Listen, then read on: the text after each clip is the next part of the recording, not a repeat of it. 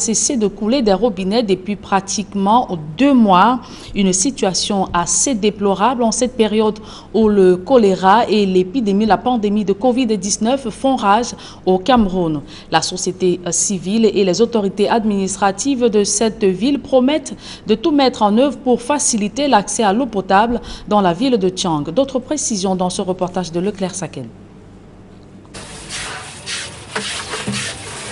Adresser la problématique d'eau potable dans la région de l'Ouest, c'est toucher le mal à la racine. S'il est vrai que la presque totalité des départements porte le nom d'un cours d'eau, paradoxalement, les populations souffrent. Dans plusieurs localités de la région, le martyr pour s'approvisionner en eau de qualité. Je suis citoyen de la ville de Bafoussam. Ça fait pratiquement 2 mois et demi que je n'ai pas l'eau chez moi. Je suis obligé de faire 2 km pour chercher de l'eau, comme vous constatez là. Et parfois, tu es obligé de faire 3 heures, 4 heures de temps sur place parce qu'il y a un rang fou. Les statistiques sont incroyables. Environ 130 000 personnes sur plus de 625 000 ont accès à de l'eau potable, soit un pourcentage de 24%. Ces chiffres sont la résultante d'un diagnostic posé par les acteurs de la société civile, autorités locales et pouvoirs publics se jettent réciproquement les torts. On se rend compte que l'eau ne coule pas. Et c'est délicat en ce moment d'implémentation des mesures barrières. Et quand on sait que la véritable peut être mise en branle que via de l'eau potable dont on a besoin pour se laver les mains, il n'y a pas d'études qui sont remises à ceux qui sont appelés à construire le point d'eau. Et c'est ça la difficulté. L'eau, ce n'est pas partout. C'est l'étude qui permet d'implanter des points d'eau en donnant des coordonnées géographiques claires. Pour pallier à ces vices de forme et autres multiples dysfonctionnements qui sont relevés afin d'améliorer l'offre des services d'eau potable aux populations de la région du Soleil couchant, un cadre de concertation des acteurs du secteur est désormais en place à travers l'initiative de dialogue multi-acteurs dans la région de l'Ouest. Nous assistons ce jour au lancement de la rencontre régionale des acteurs de l'eau, qui s'inscrit dans la dynamique de l'initiative de gouvernance de l'eau dans la région de l'Ouest. Il faut noter que cette initiative est née du fait que plusieurs acteurs interviennent dans le secteur et ne se voient pas régulièrement et ne concertent pas régulièrement. Les bénéficiaires du projet sont 87 ménages, 435 habitants, dont 52% de femmes. Et les associations de protection des consommateurs sollicitent la mise en place d'un institut de veille sur la qualité des eaux vendues au Cameroun. Sur la vingtaine de marques d'eau existantes, plus de la moitié ne garantit pas ou n'offre aucune garantie quant à leur qualité, ce qui constitue une menace sérieuse pour la santé des populations, sans compter l'impact de la contrefaçon et la contrebande qui dictent leur loi dans un secteur très sensible. D'autres précisions dans ce reportage de Marcelin Gansor. Plus d'une vingtaine de marques d'eau en bouteilles plastiques et en sachets existent sur le marché camerounais. Dans un contexte de pénurie d'eau, on aurait pu s'en réjouir. Malheureusement, plus de la moitié de ces eaux dites minérales n'offrent aucune garantie quant à leur qualité. Plusieurs entreprises aujourd'hui qui mettent les eaux sur les marchés, rien ne nous rassure qu'ils ont été agréés par les pouvoirs publics. Rien ne nous rassure que les conditions dans lesquelles ces eaux sont mises à la disposition du consommateur sont de bonne qualité.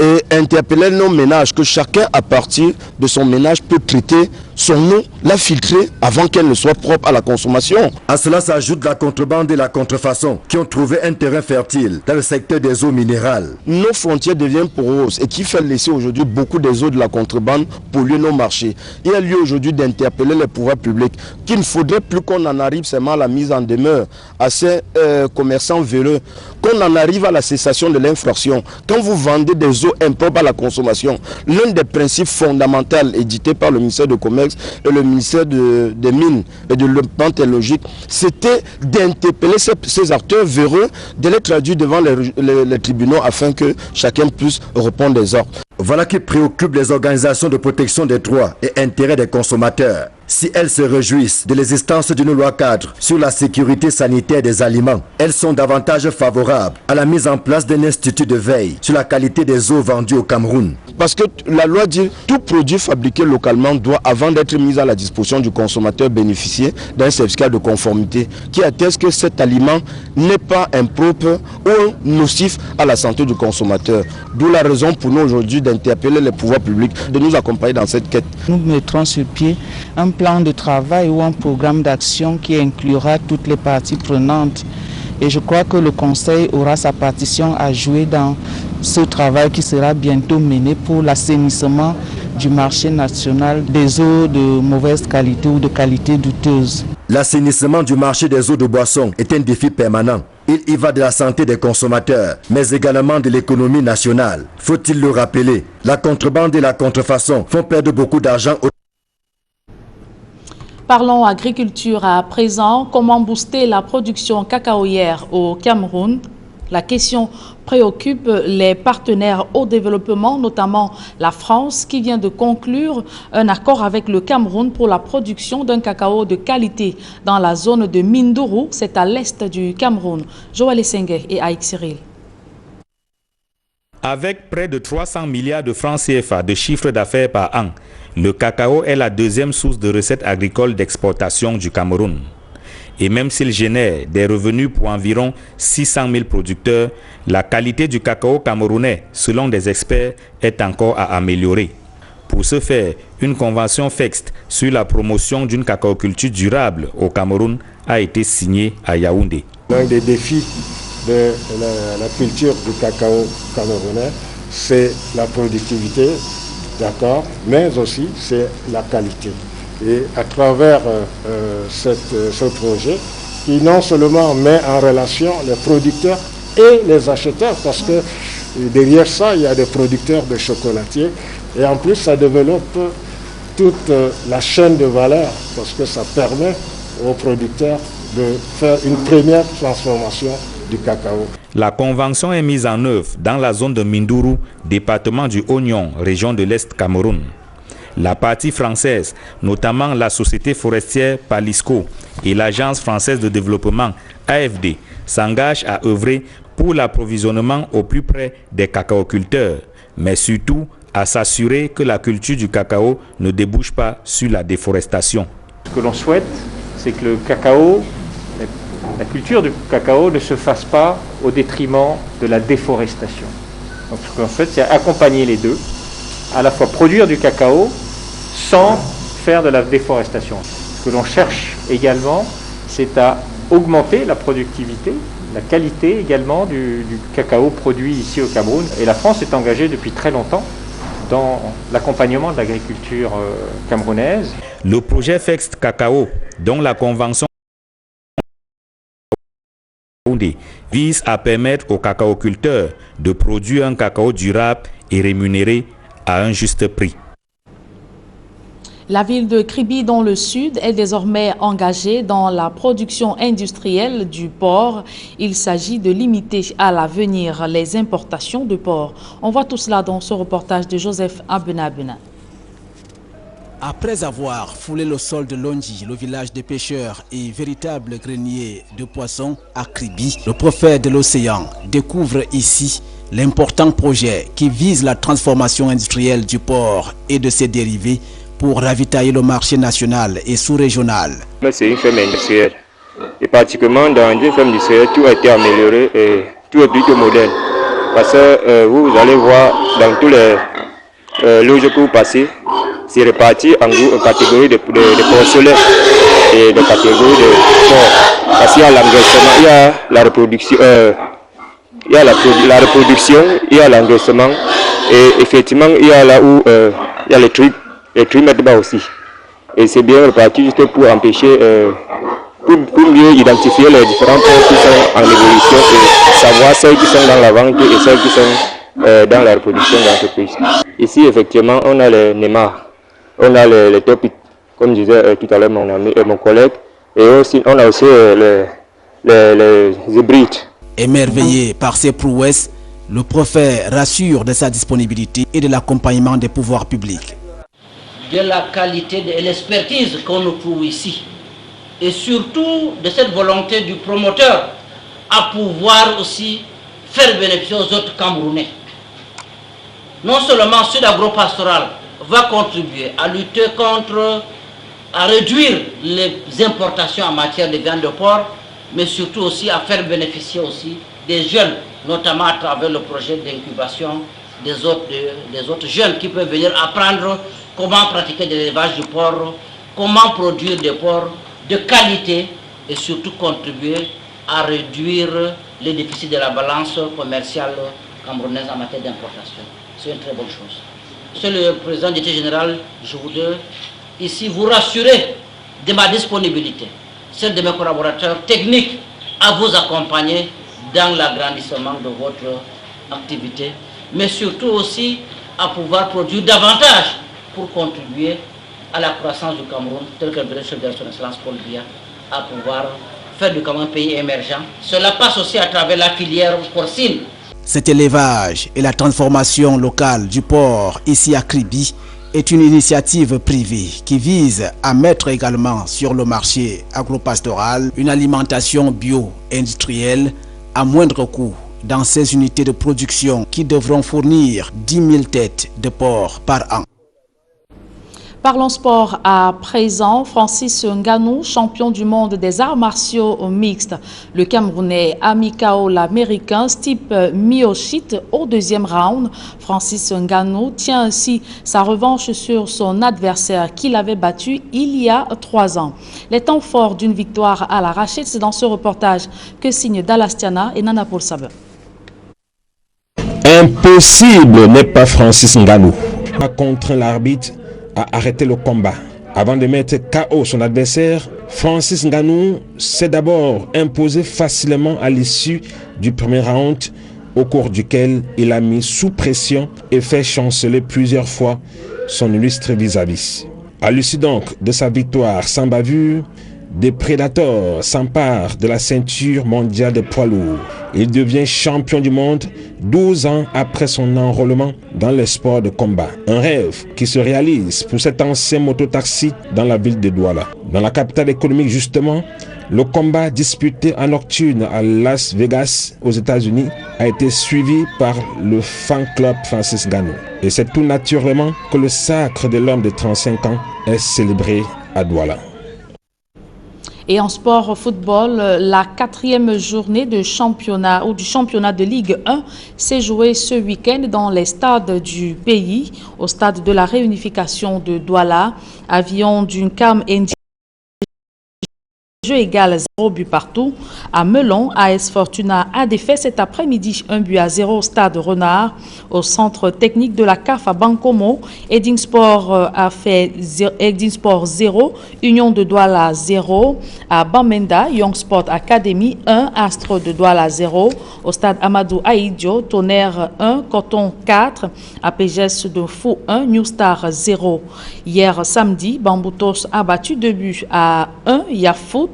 Dragon 1, Fauveau 1, Colombe 0, Panthère 1. Le match UMS de Loum et Canon de Yaoundé a été reporté. Était exempt pour cette 4e journée PWD de Bamenda. Le point complet sur cette 4e journée avec le classement non officiel, c'est à suivre demain dans le cadre de l'émission 100% foot. C'est avec cette note en sport que nous mettons un terme à la première partie de ce journal. La seconde est en langue anglaise avec vous, Innocent Nazé. Good evening once again.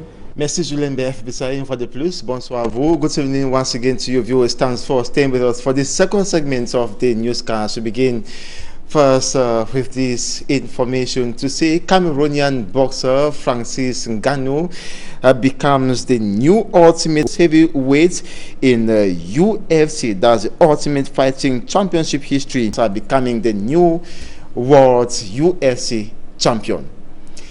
And away from that, the price of beef per kilo has increased within the city of Bamenda in the northwest region of Cameroon as a result of the persistent socio-political impasse Northwest Regional Correspondent Mbu Stella visited the Bamenda cattle market. He spoke to some of the vendors who explained other reasons for the increase of a kilo of beef in the city of Bamenda. Her report. At the cattle market in Bamenda, the number of cows there on a cattle market day, traders say, has dropped. Before in 2015-16, we have many cows, but now we have shortage of cows. Like now you can see, before we can have 450 cows to 500 cows every week in this market, but now we can struggle to have 150 cows to 200. The over 4 years armed conflict rocking the northwest and southwest regions has negatively impacted the cattle business. Like before, we usually go to Kumbu, cattle market at Takija, but now there is no market at Takija. We are not still going there. But now we usually go to Bafusam Tayandi market at Fumbande to buy and bring here. Sometimes we go to Acha Bengui to buy. Sometimes we go to Fundong to buy, Konane to buy, but now no way to go to Konane, Fundong to buy. We usually go only to Bengui to buy. Access to the divisions of the Northwest region reputed for cattle rearing is described as scary. Buyers say they face attacks by gunmen. The most recent is the attack on Wednesday, March 24th in Momo division. Yakubu Omaru was among those who lost huge sums of money when armed men attacked them at Nkwenasa on their way to the cattle market in Acha, Momo division of the Northwest region. Even yesterday, on our way to the market at Bengui, we have a shortage of money because armed robbers attacked us on the way, collected at least more than 15 million from the buyers. Yes, and lost at least going to 800,000. This has caused scarcity in beef and increase in the price per kilo of meat. We sell a kilo of meat for 2,500, but because of the insufficiency of the packers, the price has risen up to 3,000. But meat is not the only good that is expensive. Alternatives like fish is also expensive, and the situation might become worse as dealers in cattle are already scared of taking the journey to Acha after the attack. The attack has also been described as the worst so far. Mustela ending that report and onto this exclusive report regarding the sacred Mali traditional dance of the Bakwerians that took place recently in Limbe in the southwest region of the country, notably at Bakingili, to a peace elephant that has been destroyed. The crops, believing the gods are angry since one of their members, that's Chief Ephraim Inoni, has been detained, and they have been calling for his release to no avail. Reason why they embark on this sacred traditional dance called the Mali. Limbe-based correspondent David Maimo gives us details of that recent outing of this traditional dance.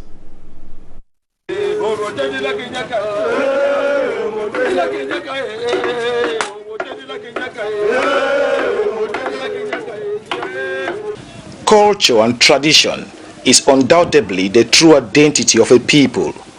Bakwerians say the Malay Sacred Society dance is what they are left with. An elephant symbolizes power, that's the Bakwerian. Manifested annually from one village to another, the rituals performed provide an opportunity for the Bakweri man to relate with the ancestors. However, their presence at Bakingili is far from the normal annual routine, but catapulted by the recent outing of elephants within the village.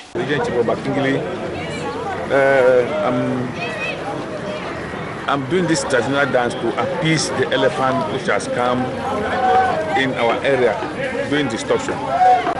The government has tried its own, so we say no, it's not enough. Let's also do this tradition to call other villages to come and assist us so that this elephant can go back. The destruction of crops and attacks on farmers by the elephant, some opine, signifies the gods are angry. They are angry because of the present situation that is going on. Whenever an elephant comes, it's an information that the ancestors are sending to us. It's a symbol, it's spiritual, it's not ordinary. so much so that we understand the message. It has overdue since Malay rituals was last performed in this village. It has been long since the Malay cult communion The last time we organized the elephant dance center for almost 11 years. Not leaving out the long absence of Chief Indoni Ephraim of Bakingili, an influential Malay member. You must remember that the chief of this village, His Excellency Indoni Ephraim, is also a member of the Malay group. And he's somebody who has been very instrumental in the development of the Malay dance. Chief Ephraim Indoni was one of the strongest members in Malay. If Chief Indoni is not in this village, physically he's here spiritually. With the belief, top Malay members all have elephant totem. My own is with me and I know where it is. Anybody knows where his own elephant is. Their presence is to appease the elephant, believing after the manifestation and rituals performed in accordance with the Bakure customs, the elephant shall freely move far into the forest. We consulted our ancestors that we should do this traditional dance to appease the elephant. So whatever thing is happening here, they should know. We have come to make sure that everything goes back to normal. From Bukova, Boasa, Bukwango, Bojongo, Bumbuku, just to mention by these few, some of the groups made a stopover at the palace of Bobende village in Limbe 2 subdivision, announcing their presence to Chief Daniel Ndive Woka I, who is equally an important member of the Malay sect. With the outbreak of 10 cholera cases and 1 death in the Litowa region of Cameroon, the government, with the assistance of the World Health Organization, has launched a cholera sensitization campaign that's in the economic capital Douala. And this is as a result of the recent number of cholera cases recorded in the Litowa region. And the sensitization campaigns began in some localities, notably Mabanda and Bonasama in the Douala 4 subdivision. Charles Ekume reports. A popular slogan goes thus: leaders must preach by example. So during the launch of the cholera vaccine campaign at the Bonasama Health District in the Douala 4 subdivision, administrators and healthcare workers were the first people to take the vaccine, so as to reassure the population so they don't fear getting vaccinated from the deadly disease, which has already recorded 10 cases and 1 death. To have an optimal protection, you need to receive 2 doses. So that's why today we are coming to give to the population the 2nd dose so that they are protected for at least 5 years, from 1 year old and above. So it's not for children only, it's for adults, because when we look at the death due to cholera in the past year, it's mostly adults. So we invite everybody to get vaccinated. After the launch of the campaign, several teams were deployed on the field, most precisely in the Bonasama and Mabanda neighborhoods for sensitization. These neighborhoods in the Douala 4 subdivision are said to be the most affected by cholera, reason why they were the focal points of this exercise. People are dying. Last year, 1,800 people were affected by the cholera. Almost more than 100 died because of cholera. Maybe you've never seen a case of cholera. Cholera can kill in hours, just few hours. When you see the vaccine that can prevent you from going to hospital, from having your child dying, from having one member of your family dying, you should take that before, while making the advocacy that you should have road. I agree with you, you are right. We need road, we need drinking water, but in the meanwhile, we cannot let the population dying. That's an interim solution while we are looking for long-term solution. Despite the hard work put in place by the teams during sensitization, stiff resistance by some inhabitants in the neighborhoods were recorded. We don't take medicine for cholera away. Place dirty, look at outside dirty. Don't I bring John medicine to move take another waiting? No, not fix the road. I will not still take it. They should fix the road. However, the exercise recorded more success than failure, with so many people heeding to the advice of medical experts by taking the vaccine. UN Secretary General Antonio Guterres has highlighted the need to safeguard planet Earth by world governments. Together, he says, a better and brighter future can be built if peace is made with nature, because without nature's help, nothing will be attained. Take a listen to the UN Secretary General. We need to make peace with nature. Without nature's help, we cannot thrive or even survive on this planet Earth. Climate disruption, biodiversity loss, and pollution threaten lives, jobs, and health. It's time to reevaluate and reset our relationship with nature. 2021 is a year to change course. Solutions are available, affordable, practical, and realistic. We can provide renewable energy and sustainable food systems for all. We can reduce emissions and use nature-based solutions to help us build a more resilient, carbon-neutral world. We all must do our part to safeguard our planet. Together, we can build a brighter and more prosperous future. The United Nations is proud to join in the global effort to mark Earth Hour. It is a reminder that small actions can make a big difference. So join me and people everywhere by switching off your lights for 1 hour on Saturday, March 27th at 8:30 p.m. your local time. In this make or break year, let your actions and voices send a clear message to leaders everywhere. Now is the time to be bold and ambitious. Let's show the world that we are determined to protect the one home we all share. And now in sports, we present to you results of the 4 matches of the Elite One Championship that played in Stadia across Cameroon over the weekend. On Saturday, March 27th, in encounters, Yafoot 2 of Yaoundé was defeated 2-1 by Bamboo Tools of Buda. Dragon and Fuvu separated on a 1-1 tie, while Colombe bowed to Panther 0-1. And the matches played this Sunday, March 28th, Edin Sport is separated on a 0-0 tie with Union. Start were not bound to RS Fortuna 0-1, while Avion and Diko FC separated on a 0-0 draw. Tonnerre Calara Football Club was defeated 4-1 by Coton Sport of Garwa, while Apes Trash New Stars 1-0. Young Sports Academy of Bamenda grabbed 3 points after beating Astrid 1-0, and the match between UMS of Loom and Canon has been postponed. Meantime, PWD of Bamenda is on standby. And that's ending this edition of the 8 p.m. bilingual newscast on Equinox Television. Thanks so much for watching. Do have a splendid evening. Je l'aime bien. Bonne soirée à vous aussi. Merci, je vous souhaite une agréable soirée. Innocène Azé. Mesdames et messieurs, merci d'avoir suivi cette édition bilingue du journal. Restez scotchés sur les programmes de la meilleure des télévisions.